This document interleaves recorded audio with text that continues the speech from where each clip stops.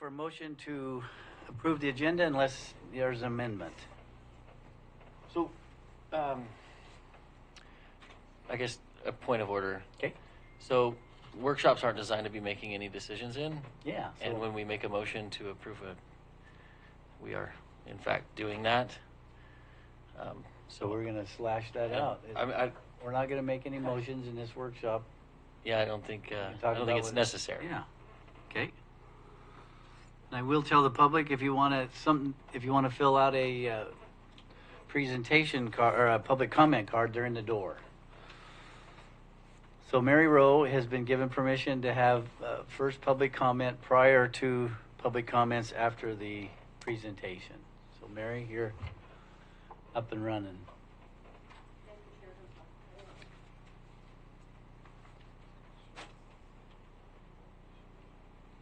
Thank you, Miranda, for your ability to jump in there and help out.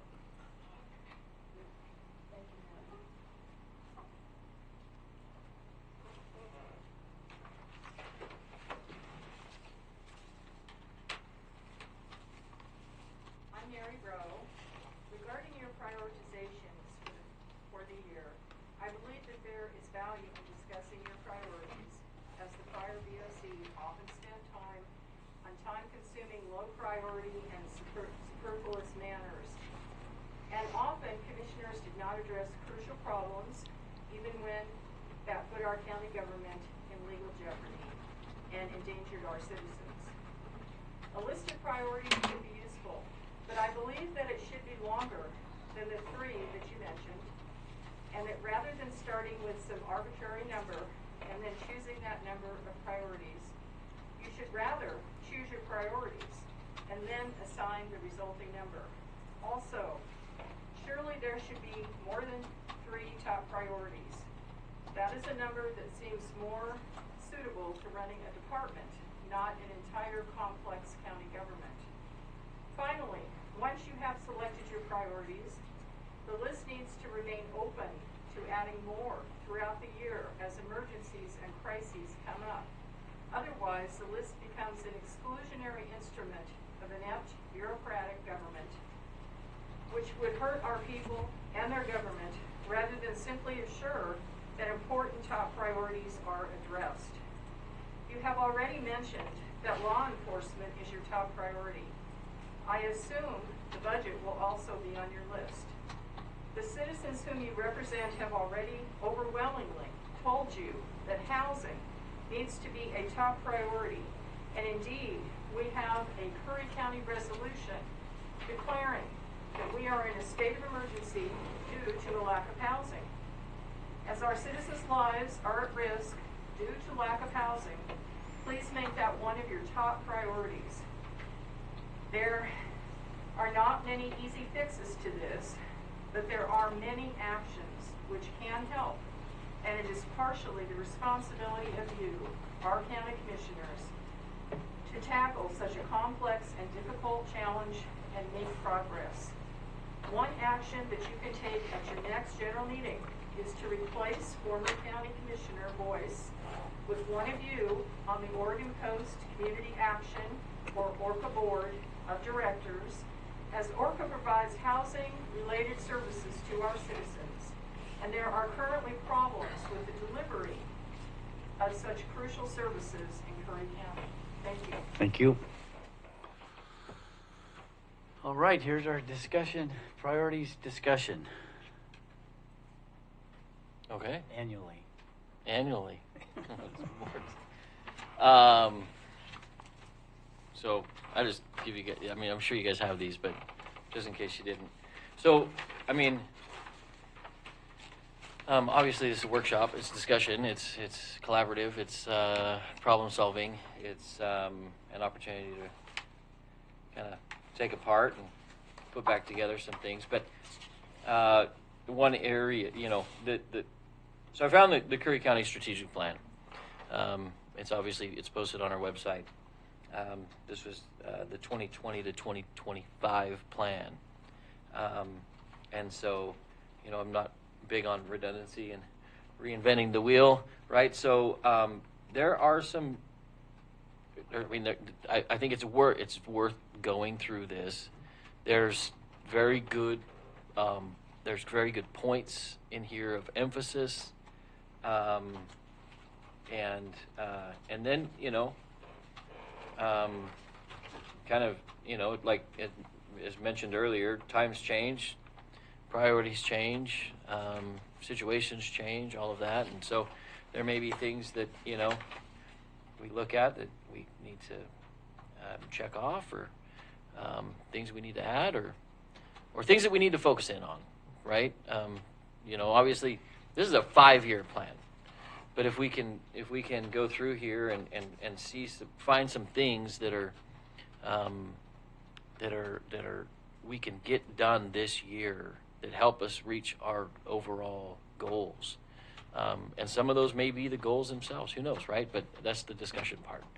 So, I mean, when I was going through this, financial stabilities, goal number 1. Well, so the 5 goals that were put out was financial stability, economic development, quality of life, public trust, and infrastructure. All things that have been discussed here over Since the beginning of time. Exactly, right? And so, I found some things that were pretty, right there. Develop and implement a long-term financial plan for the county. I tried to find a long-term financial plan for the county as a guide tool for this upcoming budget, and I don't know if I was looking in all the wrong spots, but it's one of those things. I had actually if there is one, great, then let's get it out. If there isn't one, maybe we need to work to develop something like that, so that we have a roadmap financially. And in here it even says, consider appointing a fiscal sustainability committee composed of community members, or an internal review committee composed of staff. And the group would work before the board to ensure the county's fiscal activities are justified, efficient, effective, transparent, and sustainable. It's a lot has changed since my time, including the position control roster. I was meeting with the finance, and at the end of 2013, when the county had public and mental health, we had 141 people on the control roster at the time, or on average paid throughout the year. 2015, when all of that had kind of been separated and we gained some stability, we were at I think it was reported at 115 average employees, and we're currently up in the 130s without mental or public health. So, let's what are those? What are they? What are what are those positions doing? What are funding those positions? Things of that nature.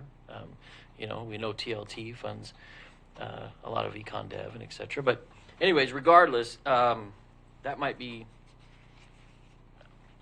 pertinent to look into, or at least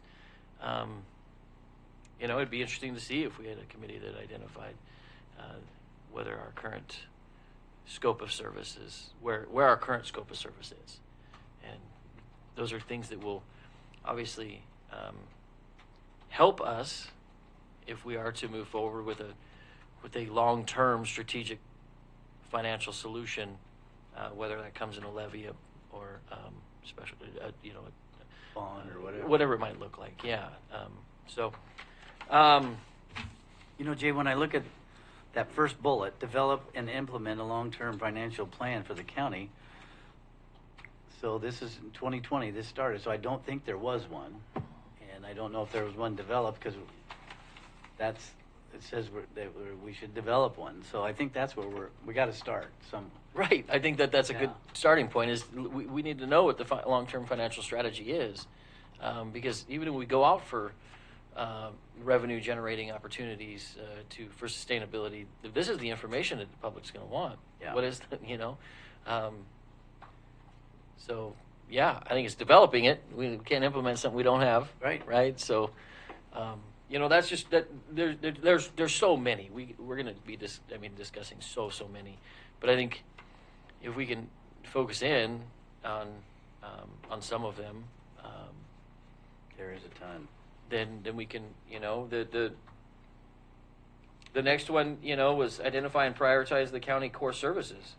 That goes right along with with the financial plan. It's part of the financial plan, and some of the sub bullets. Identify core services and service levels for both mandated services and non-mandated. Incorporating staff and community input and identify core services and service levels. Determining staffing and funding needed to adequately support core services. You know, prioritizing programs and services to ensure delivery of strategic and essential services within a balanced budget. And then, you know, it goes on about seeking collaborative partnerships, looking for, you know, this in here, it says grant funding and trying to identify. Advantage of all that, yeah. Right.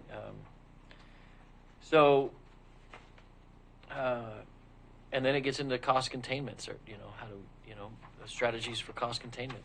This is it's a really good document as far as like a starting point for this discussion. And actually, it says, hold annual work sessions to identify potential cost savings and cost containment opportunities.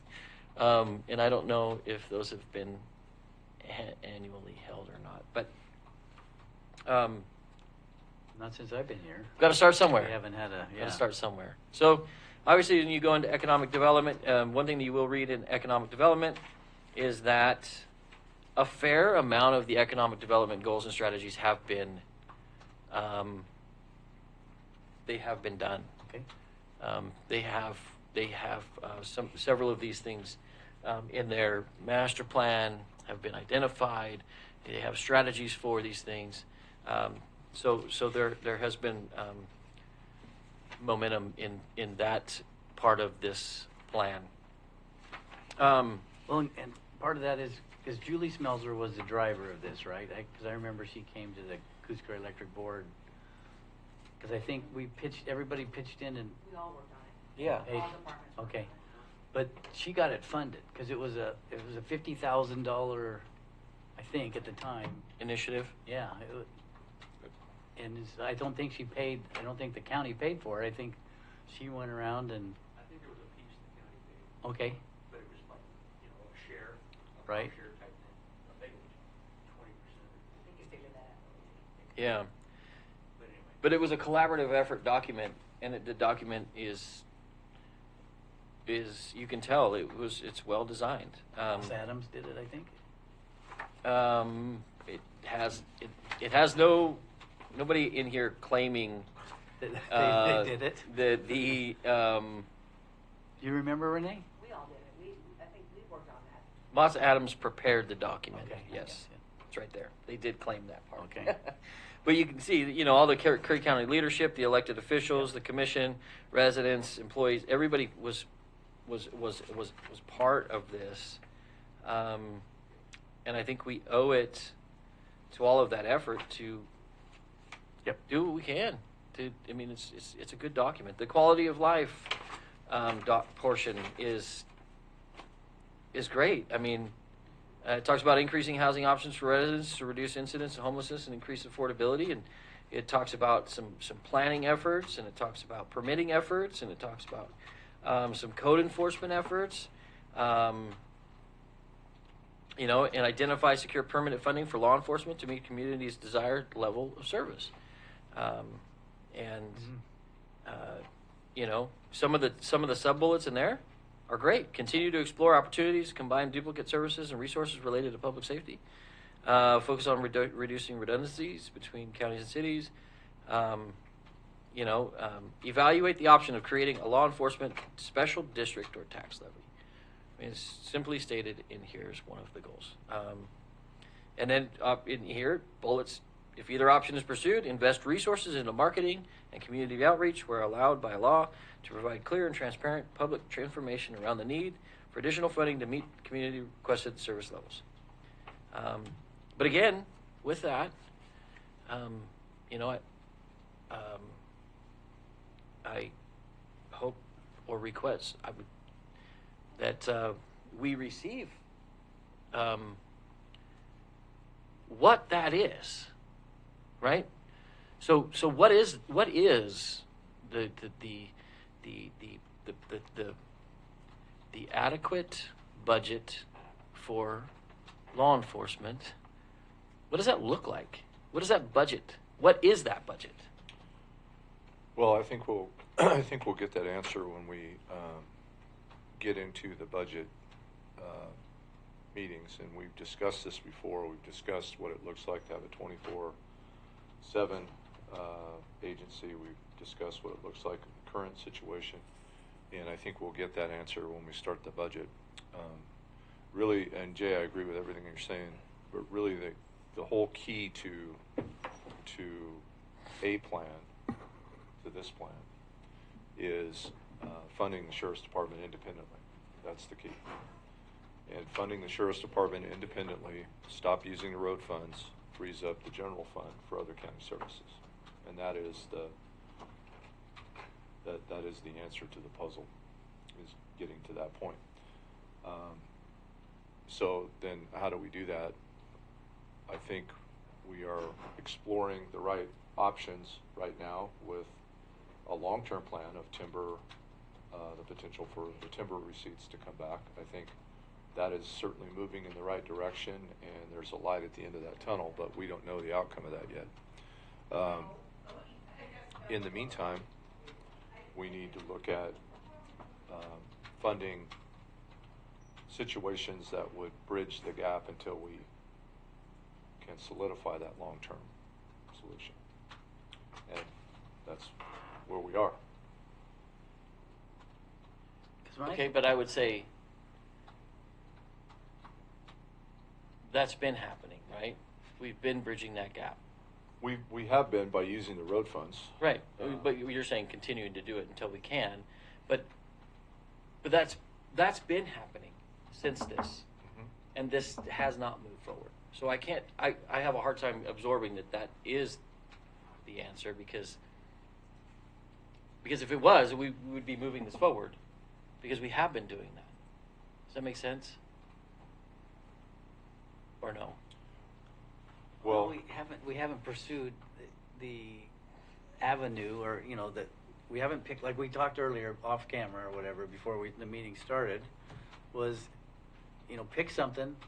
We came close to a passing a levy or a whatever, a special, some way to fund law enforcement years ago, and that was with a board of commissioners. It wasn't even united, and wasn't even In the effort. backing it.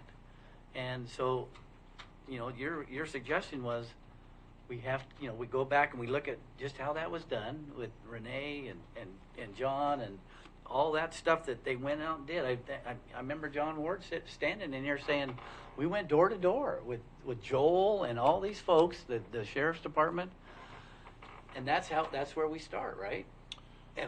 Now, what do we do? so we did That and plus more. So we did do something last year. We examined and explored multiple possibilities of taxes, Yeah. sales taxes, taxes that were directed towards tourism. Dave Barnes had some ideas. We looked at some counties that were trying to pass. They were in similar situations trying to pass something. Then we watched what happened to that, and we learned from it. And pretty much what we learned is that's not an option. That doesn't work. So in my opinion, we've eliminated that as a possibility. Which one? That was the What do we call that? potential for a targeted sales tax, Oh, okay. tourism targeted sales tax. Yeah. What was the name? We had a Yeah. Oh, like a fund tax or consumption tax. consumption. Consumption. Yeah. It was, Yeah. So that we discussed it. We made multiple different options of it. We had presentations on it. Who was the commissioner that came and spoke to us? Did a phenomenal job. from Josephine County. Dan DeYoung, DeYoung. yes, Okay. he gave a really good presentation, Yep. and then they attempted to pass it. It wasn't even close. And then when you campaign, and I did last year, and you talk to people about that and about other options. What I learned from that and what I saw, and watched happen was that that is not something that the people here want. So I'm confident in saying that we should eliminate that as an option. So we have done that. We have done that. I think that we will understand more clearly where we are in the budget in the very near future once we start the budget process and get a report from Frank and get an assessment of where we are, the totality of our finances, and we may be with the interest rate change, with the tribal money that we've got, we may be in a situation where we can kind of buy a little bit of time without impacting the road funds further. But we've got to make a decision within this year of what we're going to do For next year. for next year. Yeah. Well, and the tribal money is one, possibly two-time money. One time, I think we should count on it as one-time money right now, because we don't know. There's been discussion about it, but we haven't got any real strong indicator that we get it twice. So I think we should count on it. We have it now, so I think we should count on it as Once. Yeah. Burden And it's and- hard to use that on It is on hard. personnel. It is hard. It's one time. It really would be more impactful to use it in the failing infrastructure issues we have here, Agreed. because it is one-time money. But we also have a responsibility to stay out of the road funds as much as we can. Sure. So, Absolutely. It's balance, right? it's the key. It's the balance. So, I mean, obviously we're saying, what I'm gathering, we're saying a funding solution, right? The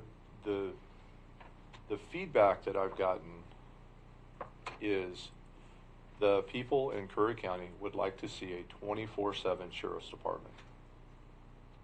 Now, if the sheriff were here, he would tell you we do respond 24/7, and they do. But when I say 24/7, I mean we have sheriff's deputies on duty 24 hours a day, 7 days a week, and that is what in the interactions I've had with the community last year. Which again, when you run for office, you tend to have more intimate actions with people. But what I gathered was that's what the people want, an agency that's 24/7. So I think we need to know what that cost is, and then we need to look at what our funding options are to fund that independently and what that's going to look like. Agree. 100%. I mean, the goal, our role is to provide government service. Public Safety, the safety of our community is first and foremost to me. I think it's to most all. We have government services, and yes, protecting our citizens is number one. So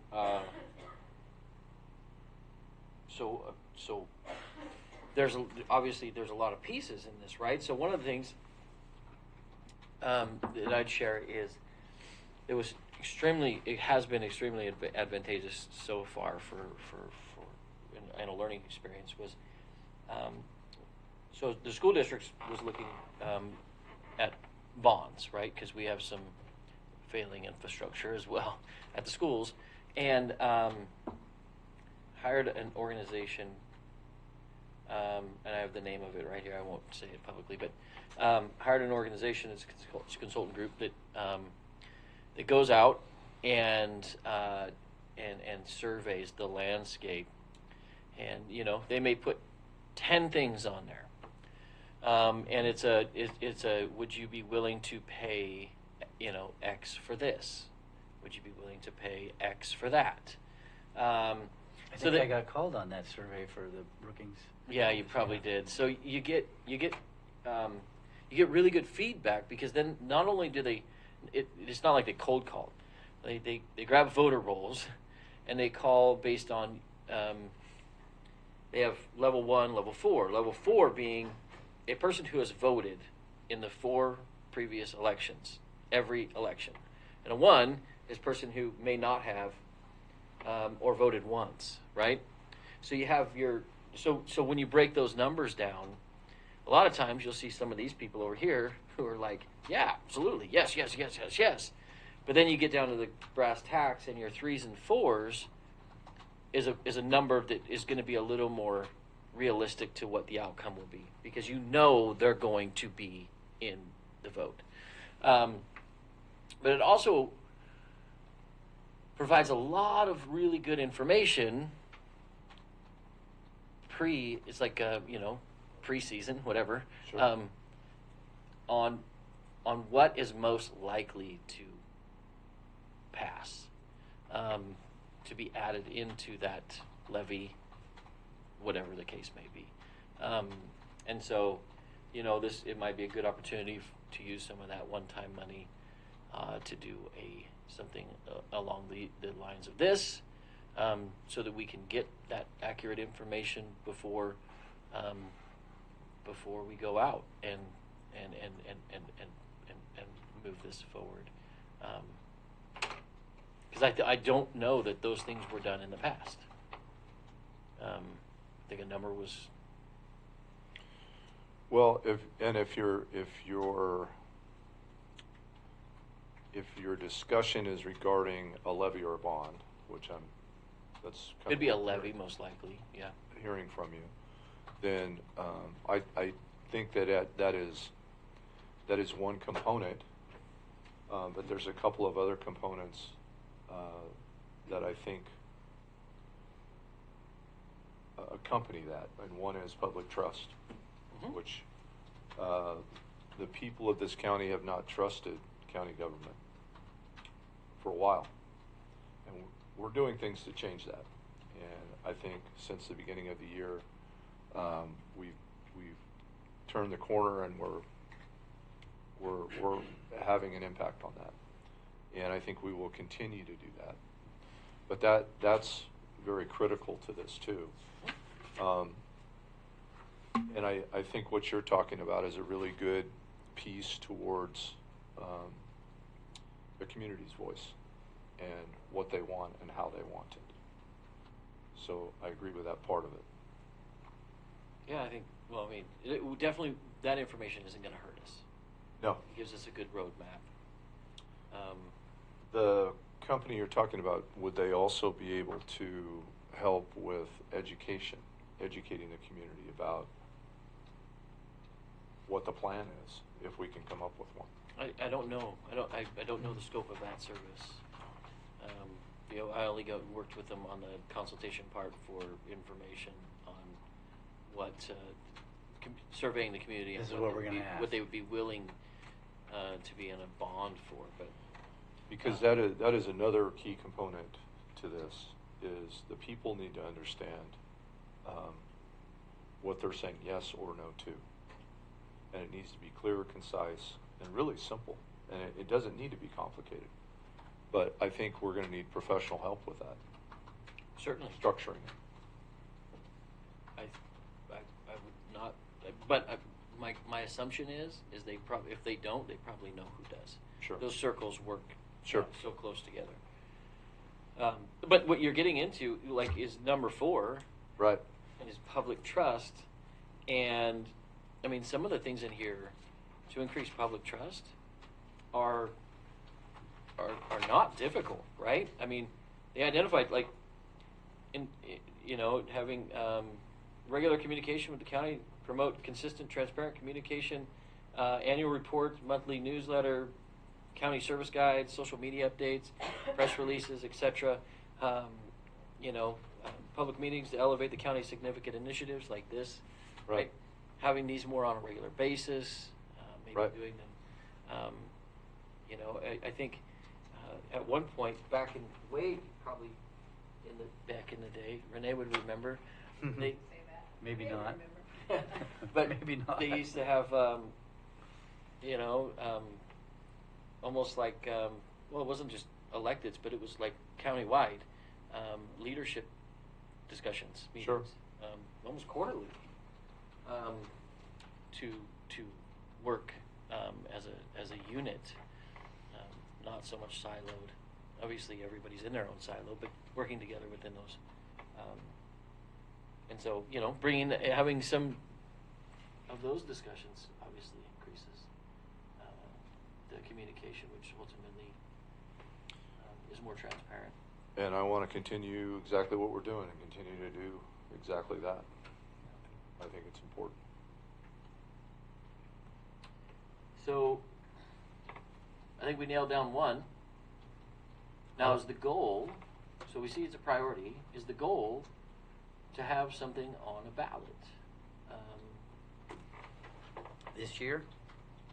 this year? I mean, that's part of the strategery too, right? Yeah. Is it next May? You know, that's where I think we can work with some experienced people to figure out timing. What is the best timing, and what is the actual timeline that we need to do this and do it right, and not rushed. I would say a realistic goal would be to have it structured and prepared to go on a ballot this year, but not necessarily on a ballot this year. Because I think we need time. Yeah, I think we need time to continue to earn the trust of the people in this county. And I think we need time to educate and inform the people of this county. And we need time to listen to what they want. Would it be maybe reasonable to say we'd like to see this on a ballot within 18 months, but we'd like to have everything prepared by The end of the year. at least we'd like to have our information gathering and have a solid plan by the end of the year, I think that's realistic. and then then that strategic plan is going to guide when that thing goes on. Sure. I don't think and I don't think it's a matter of if, it's a matter of when and doing it right. I mean, So Renee, can you help us out with timing wise as far My as? advice is to always contact your county clerk. Yes. The minute your thought process starts talking ballots or elections, that's the first person you're gonna call. Shelley, we'd be happy to help you. yep. Because it's all, it's it's all No, about timing it with, is. with the And ballots what you can and. do, what you can't do. Yep. Worst thing is not knowing what you don't know, and the easy way to fix that is reach out and ask Yeah. for advice from those departments that are in charge of it. So, And for anybody watching right now, you probably can't hear Yeah. Renee's voice. That was Renee Colin. She's in the audience right now. And her comment was directed to us, encouraging us to seek out the county clerk and get her input on the timing of what we're discussing. the ins and outs and everything else about this whole process. So, I mean, obviously this is one that we're going to be working together, but we need someone to be kind of the lead on it. And sounds like, would you be Sure. want to take the lead? Sure. And we'll all meet. We're going to reconvene to continue to meet and discuss it. problem solve. Absolutely. Yeah. And I can. 'Cause there's pieces. You got the piece about the survey. Yeah. There's And- lots of pieces that are going to have Yeah. to be There's transferred lots to of me. pieces, and don't be Yeah. afraid to reach out. Hey, I need, I need you to find out this, or. Yeah, obviously, just we can work through Ted when we're not here. Yeah. And Yeah. what we need from each other, and go from there. All right. Well, then I think what we probably, strategically makes sense is what are the things that is there a sub goal that helps complement the movement of this goal? We talked about public trust, right? Is there a goal around public trust that we can advance forward? Some of this seems. Some of it seems like we literally could get these done in months, and get some of this stuff, get systems set up to make sure that these processes are sustainable. that it's not like a one-time deal. We put a little effort into it, and then it fades into the background, because that'll hurt us in the long run if we don't make it sustainable and build policy around it. In terms of, if we're talking about, annual reports, monthly newsletters, county service guides, we're talking about communication. Regular communication is the best communication. But some of these things are going to require information from all our departments, right? How many building permits were issued this month? How many visitors were lodged in the jail this month? How many prosecutions did the DA have this month? Right? All of those things. Sure. So that I think the county citizens can then have an appropriate scope of the things that we're doing, not just what they see on the BOC meeting. Yeah. So look at that, the county clerk showed up. Yeah, somebody's Wow. watching. Hey. Somebody's watching. Do you want to? Yeah, go ahead. Yep. Hi, Shelley. My suggestion would be at the earliest, May of 2024, but more than likely November of 2024. And that is the presidential, so you're going to have a majority of your voters voting that. If you were to try to put it on the November of this year, it's not a regular scheduled election, so the county's going to have to bear full cost, and that's going to be about $40,000. Mm-hmm. And I think that's good information. I learned something from a previous attempt that you want to go for the larger election, because the assumption is the people that will show up to vote are the people who want it, but the people who show up to vote are the people who don't want it to. So it's anyways. Well, and thank that you was for that was kind of Brad's at the beginning was, we got this tribal money to get us through this year, and then really go hard next year. Part of the thing I see, Jay, on this is establish an annual community satisfaction survey. This is maybe the same folks that are doing this, but do it annually to statistically significant community data and track residential concerns over time. That way, we know year for year what people are needing and what their concerns are. Yeah. Annually, and we haven't done that since 2020 when this. So that same outfit that we're going to contact. Well, I mean, the public trust initiatives in here, I think there are a lot, but it's a good second step. I think we talk about. These 5 goals are pretty solid, right? It's finding ones within them that we say, hey, let's knock these ones off. Let's knock these ones off the page. This year, quality of life, assessing our current, permitting process, and we're on housing committees, right? What are we doing in those housing committees? What are the potential? What are the potentials for building sites? What has to happen to move things along? Right? But they're such big pieces of pie that if you look at them as a piece of pie, you're like, I'll never get through this. You don't eat the whole pie, you just got to eat a piece of it. But that's where this comes in. Like what you said earlier, like the steps, right? The steps. Increasing public trust is going to be vital to being able to advance economic stability. All of it. Public Right? trust. It's the foundation.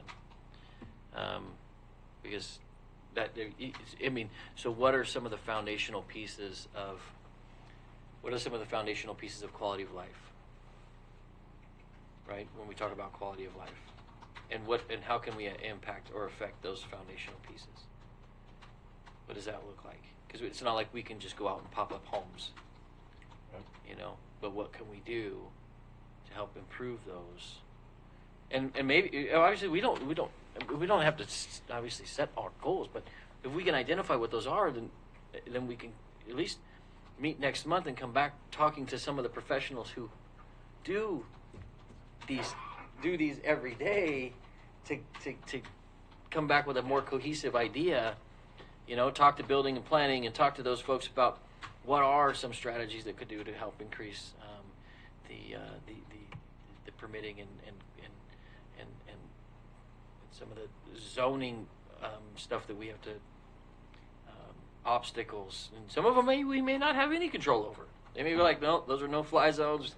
People have tried for decades, you know, whatever the case may be. But what can we do? So, I think a lot more can be done. certainly. Because I know people come before this board and ask for a reduction. We did it recently, a reduction in fees for short-term rental. It was, they're going to take, it's a big fee, but they're going to section out a few short-term rental properties or in their possession to make it just for school district or nurses. So we lowered their fee. But when I hear people in Brookings wanting to do a subdivision and nobody's willing to bend, the city's not willing to bend on their system. Service development charges. Service development charges. Harbor's not willing to bend on their sewer sanitation fees. And I'm thinking, we're a board. We heard those folks and we said, we'll lower your, but nobody else does. Why can't they if we can?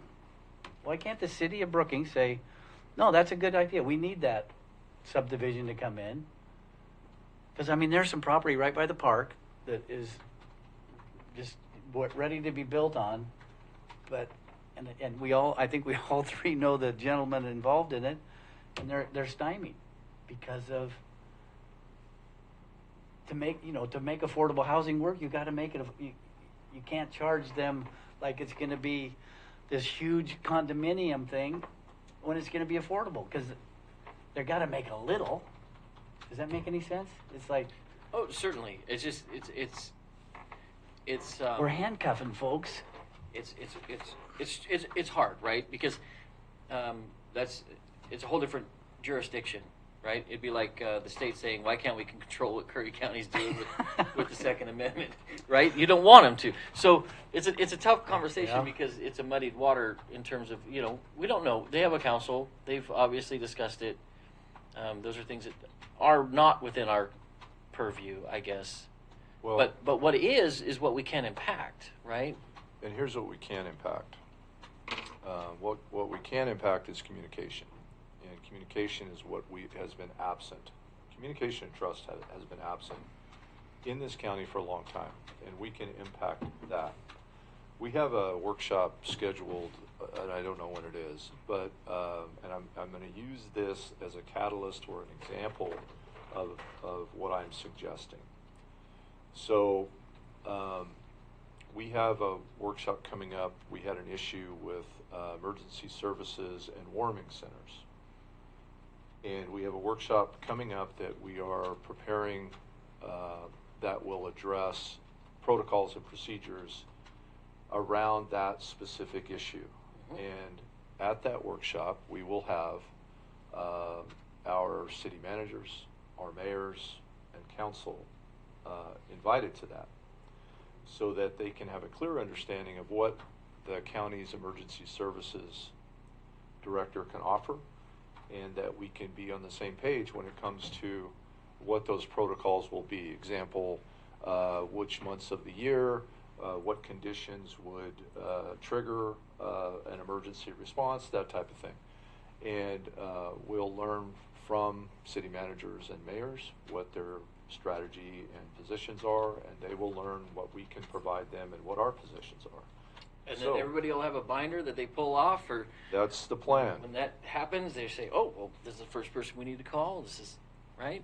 But what I'm suggesting is to do that with the other topics that are critical to our community, that being housing, and all of the other things. And if we can get our city councils, our mayors, our city managers to the table with us, we can have these conversations. I think it will also impact the public's trust of us. Agreed. If we could get back, what I was talking about with Renee, is back, they used to have, it was a quarterly county, basically a county leadership meeting. It included all, pretty much the electeds, and on a quarterly basis. And, you know, another example of that is that, and granted, the city of Gold Beach is in a different position than the city of Brookings. But the city of Gold Beach has taken some pretty aggressive steps in modifying and changing their fee structures, their ordinance structures, to accommodate and encourage more housing.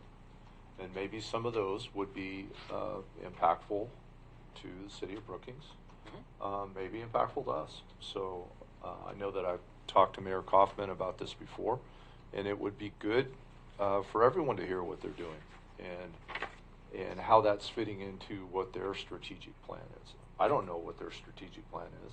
I know what Brookings is because I was a city councilman there, but I don't think you do. Mm-mm. And it would be good to have those discussions. Yeah. Agreed. And I think that we can, so, I was thinking about, so that we can add that into public trust, right? But if we look at this document, we look at, you know, the three of us, if you were to take the financial stability piece, that's giant in its own, right? And for instance, John, if you were to take goal 2, economic development and quality of life, and work with those folks to get some information, and I take public trust and infrastructure and start working on some of those goals, we can come back and say, these are the realistic, I think, the SMART goals that, you know, specific, realistic, attainable, timely, measurable, that we can bring back and say, this is what we got. And we can probably get it done ahead of budget, so that if we have to budget certain items to move these goals forward, we have that in our minds. Our first budget meeting is, April 5th, I believe. Yeah. that's our Is it next, May? that's our next, No, I think it's the end of April. and April 5th is our next VOC meeting. Oh, yeah, okay. Yeah. Do you know, JJ, when the Yeah. next? The first budget meeting where we get the budget books and the budget message is the first Monday in May. Okay. May, okay. So if we came back, you know, this, whatever it is, third, Wednesday, what's the fourth Wednesday? If we come back on the 26th, on April 26th, and have some ideas on some measurables in these areas, is that workable? Yeah. So we have a meeting on the 5th, the 19th, so that, yep. The 12th, I think we're going to be talking. I think we're going to. Is that the TLT meeting? I think, or something of that nature, somewhere in there. It's either TLT or emergency Emergency. services. Yeah, so we have something set Yeah, there. Okay. We have both of those coming up. Yeah, but come back on the 26th and get back. You know, get some. Well, I'm sure we'll get public input, and Actually, we may be doing a workshop on the 5th or whatever our first April BOC meeting. We may include a workshop in that at the In end. the afternoon. in the afternoon, and then catch the EOC meeting the following. Well, if we were able to get it on the 19th, no, that's the regular meeting. It'd have to be the 12th, which is probably too soon. That's only 2.5 weeks away. Yeah. I don't know. 26th is good, I think. Okay. Because the first budget meeting is just, like you said, it's budget books and whatever, Yeah, right? It's not, It's bringing everybody together and Okay. handing out the material to review. so it Yeah, gives that's May 1st. a little bit more time to be Yeah. prepared on what it actually will cost. Yep. And we could actually be breaking those costs down as we proceed through the budget too. Okay. I mean, is that doable? You got Yeah. 2 and 3, I got 4 and 5, and you got 1. Yeah. We'll see what we got. Come back. Was there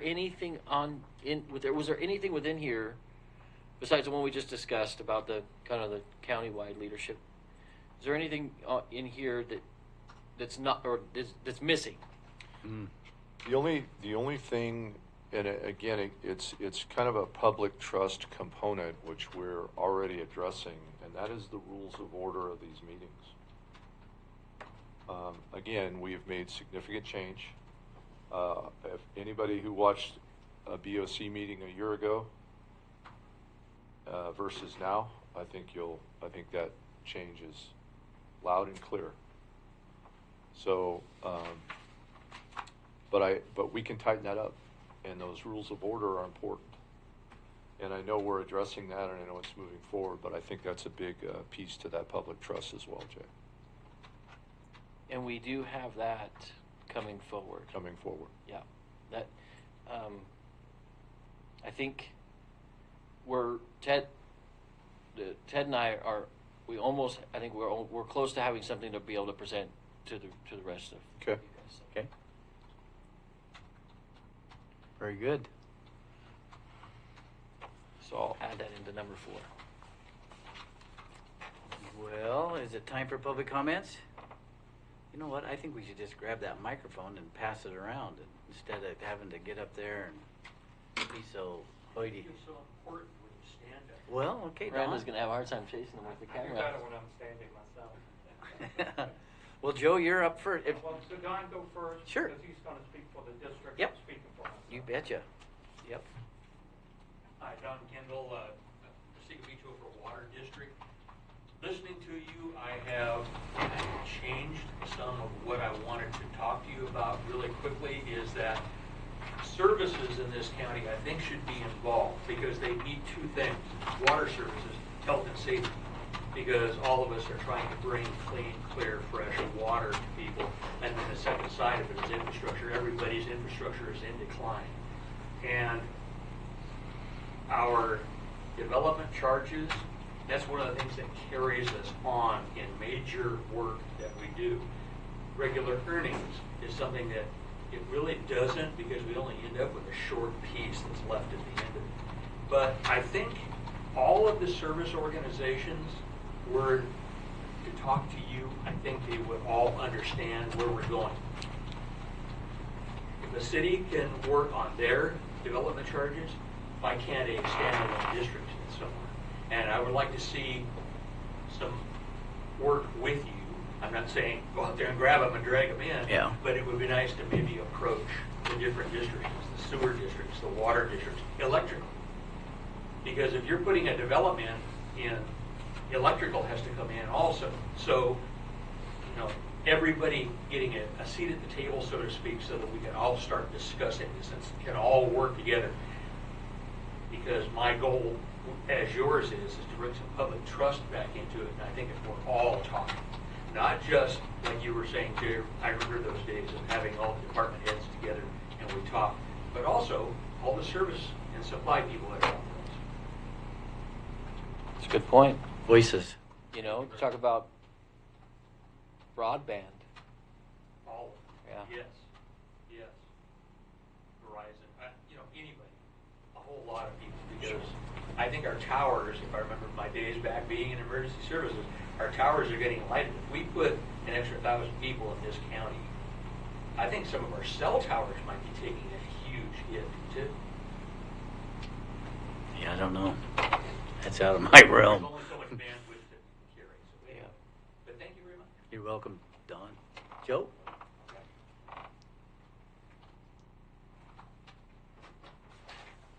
he's got notes. I'm Joe Wilson. I live out in the Sica Beach area of Curry County. Came here today to speak for myself and also to represent the majority of voters who voted against the unconstitutional ballot measure 114.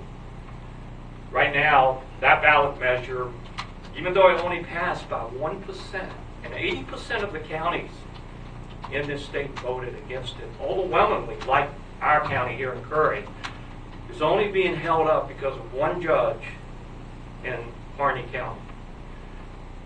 Right now, today, at this very moment, The people behind 114 is in the state legislature debating, instituting the gun control that is in 114. That's happening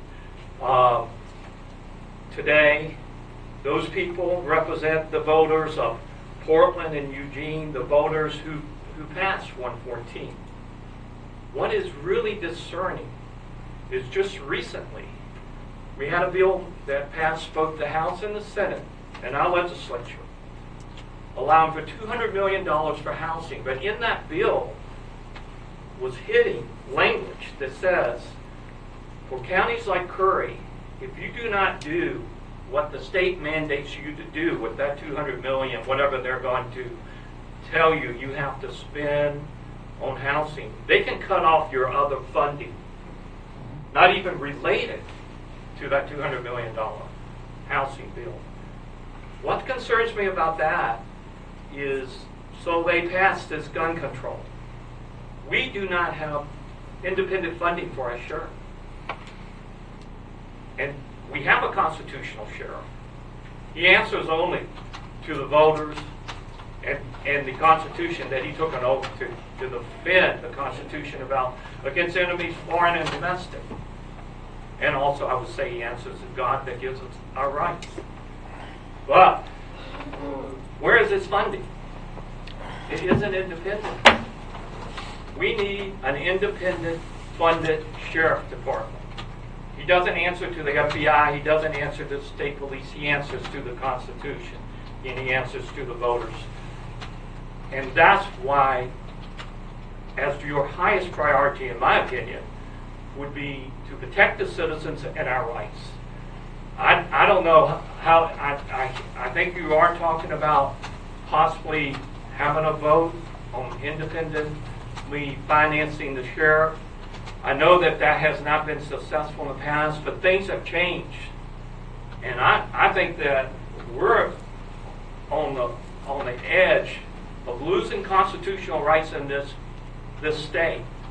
And the only thing that can protect the people of this county is the sheriff, and he needs to be having funding that he can count on so he can do that.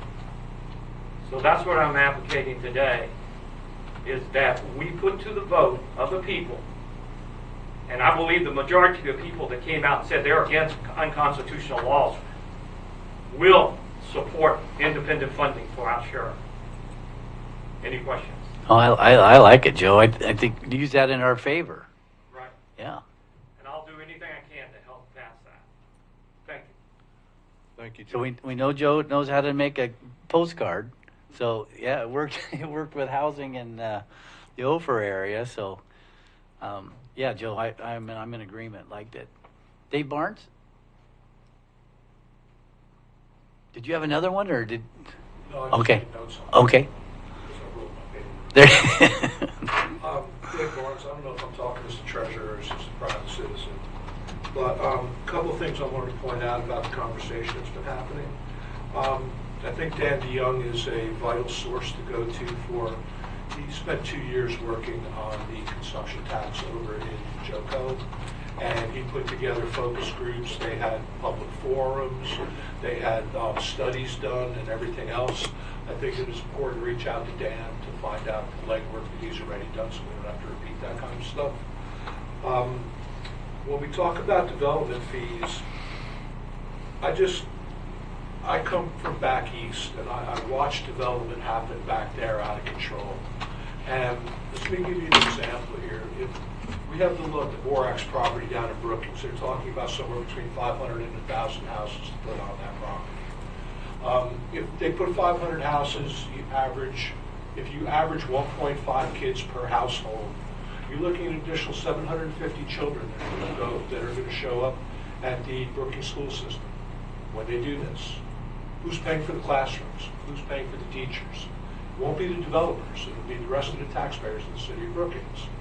You know, when you talk about removing the system development charges, I know that hooking up to Harbor Sanitary is a huge fee. The last time I heard it was almost $7,000 per unit. That money goes to the upkeep and the expense of maintaining that whole system. Everybody who's already hooked up to it has paid this money. So if you start taking people and telling new developers that they don't have to pay their system fees, well, if I live here and you're telling somebody new that you don't have to pay something and I already had to pay, I'm not going to be happy about that. So, that's something to keep in mind, As more houses grow and more houses come, you need to expand your systems. And that's what the system development fees go for. It's to your future expansion and upkeep of your systems, I believe. In terms of public trust and the document that you were reading, Commissioner Trost, I remember on years gone by, there used to be every year the chair or one of the commissioners wrote a state of the county message of what had happened over the prior year. And it was published on, it's part of the commissioner's notebook, it's published on the county website every year. We haven't had one of those in a few years now. And, before we talk about where we're going, I really think that we need to understand where we are. Where are we in public trust? What has happened for us to lose the public trust? We need to understand that before we can start building back again. Our infrastructure, what is the status of our overall quote-unquote infrastructure? Until we know that, I know that Don and Joe have been for the last few meetings talking about the problems with Musika water. Well, Port Orford has problems with their water. Other people have issues with water. Until we know the full scope of everything, how do we move forward until we know where we want to go, but we need to know where we are first. And that goes for all 5 steps of that plan that you have, Jay. So, we need to really, I think we need to do an assessment, overall assessment of where we are before we can figure out how to get where we want to go. That's just, those are just my thoughts on this. Finances, we're in a bad spot. We don't have money. I'd love to see some timber money coming in.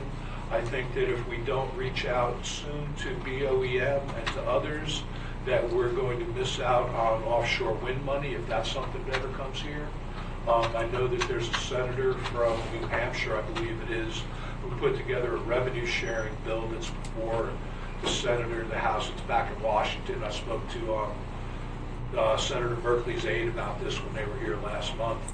I don't think revenue sharing or profit sharing is the way to go. I think revenue sharing is the way to go. Profit, it can take a long time to make a profit on something. So I'd rather see when they sell these leases out here, if they sell a lease for $1 billion, that 1%, 2%, 3% comes to us. We find some way of tapping into that money that might be out there, and as soon as it starts flowing, we start seeing some money. Those are, that's the issues that we're facing. We need to do, I don't know what we need to do. I don't know how to overcome the issues that we've gotten ourselves into. I've only been coming around here 8 years. We talk about lack of public trust. The fact that we have 42 special districts screams to the lack of trust that people have had in this government for a long, long time. The special interest is democracy at its purest. A small group of people with a common interest get together, levy a tax to fund that interest. That's what the special districts are. All these districts that we have didn't rely on the county to provide for them, and that's why they formed. And some of them, I send out taxes every month. Some months a district might get $2 or $3, but they make money on operating expenses also. So, but that's at the end of the day, that's the issue of public trust. It's longer than I've been around here. Probably many of you have been around here. People just haven't trusted county government, and how we get past that, I'm not sure. But I'm willing to work and do whatever it takes alongside you to get there. So, thank you. Comments, questions? No, he said Dan DeYoung. Yep. Dan Yeah. DeYoung was the commissioner that came and spoke here about the consumption tax. Yeah. That they were working on and that they voted on. Okay. And that got voted down By 70 or 80? significantly. Yeah. But boy, he could sell ice But- to an Eskimo. But one of the things that they did do and they did well was communicate with the public through town halls and surveys and studies and that type of thing. So he would be very impactful to share with us how they did that and where they got the biggest bang for their buck there. Okay. Anything else for the good of the order? I want to talk about one thing that Dave brought up, and that is the offshore windmills. I want to be really, really clear that I don't in any way support that at all. Not that the proposed project to put that stuff in our ocean will be a negative impact to everybody who lives in this county, and we get nothing from it. I don't support it. I don't agree with it. And I haven't talked to anybody in this county that's for it. However, that being said, that may be happening, and we have no choice at all in the matter. And if it happens, and there's absolutely nothing we can do to stop it, then we probably should be doing something to maximize some benefit for the people of this county. Because right now, they're going to put those in, and we're not going to see a damn thing from it. No, what we'll see is a bunch of windmills in our sunset. Correct. And a bunch of damage to our environment, to our economy, to our fishing, and everything that we enjoy. Our way of life will be impacted by that. Yeah. So, but Dave makes a good point about that we and I have been doing my due diligence to stay on top of that issue, the timing of that issue, and communicating with Senator Smith about it. But as a board of commissioners, we need to be on top of that as well, and we need to be advocating appropriately, first to stop it, but in the event that we can't, then we've got to try to reap some benefit from it for the people who live here. Agreed. It'll be interesting to see what the tactics are, where the strategy is. You know, if it's it comes down to easement fees. If it comes down to ordinances that create a fee schedule for exporting energy through county lines. It's all very uncharted. It is, and we essentially have no say in it. Oh, I know. We have no say at all, Like Brad, I'm 100% opposed to this, but I also have learned my lesson that if somebody's going to voice something on you against your interests, that you make it as palatable as possible. And the only way to do that is to charge them a pile of money, whether we charge on-shoring fees for where they bring it on shore, or we charge a tax on the electric that comes through. There's an issue now where if they build them, the people who are going to build the windmills only care about getting their cables to the beach. Yep. And then there's somebody else who's going to take over from there. So when they're talking about new transmission lines to have to run out of here, which means more clearing and everything else. And, if they're going to do this, it's incumbent on the three of you to really stand up and make our voices heard. An ex-commissioner here who's now up in the State House came back from a meeting last year and made the statement sitting up in the front of this room that he believes that wind power is the new timber for Curry County. So for the three of you to be opposed to it, we have at least one person up in Salem representing us who seemed to be in favor the last time he spoke on it in this room. So, we need to make our voice heard. Thank you. Well, and I think we all know too that this is power going to California. It's not even Oregon Power. There is no transmission line. Transmission line stops in Brookings. So, if they need power, put it off of. I mean, Brookings is close to California, but it doesn't make any sense. But I'm in agreement. We got to. If it happens, we got to be on top of it and reap some benefit. Yeah, certainly. Well, I have nothing else. okay. Thank you. Any guys, anything else? Okay, thanks for coming. And meeting adjourned. You bet.